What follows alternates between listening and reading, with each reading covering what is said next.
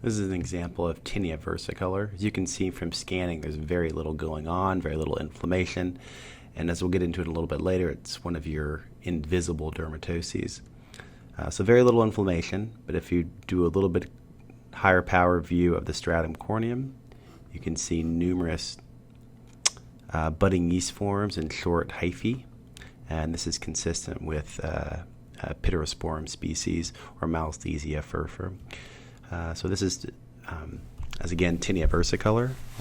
The differential diagnosis, for other things you see in the stratum corneum would be cutaneous dermatophytoses like tinea corporis.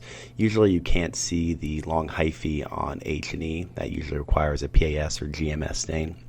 And there's usually orthokeratosis and parakeratosis as opposed to the basket weave orthokeratosis you see here with tinea versicolor. There's also usually much more dermal inflammation, usually eos and neutrophils. Other things that would be within your invisible dermatoses differential would be things like urticaria. In that, you generally see neutrophils and eosinophils surrounding the superficial vessels. You often see marginated neutrophils, and neutrophils present within the vessels. Ichthyosis vulgaris is within that differential as well, and there you see a thin to absent granular layer.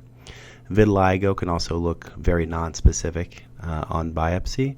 And sometimes it's hard to see the melanocytes on routine histologic examination. It requires melanocytic stains or melanin stains.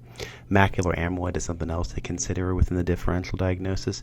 Usually in that condition, you'll see a widened dermal papilla with an amorphous pink material representing amyloid there. And then argyria can also be something to consider, and that will show faint black granules within the dermis. So again, this is tinea versicolor, where you see very little inflammation, normal basket weave ortho hyperkeratosis, and budding yeast forms and short hyphae within the stratum corneum.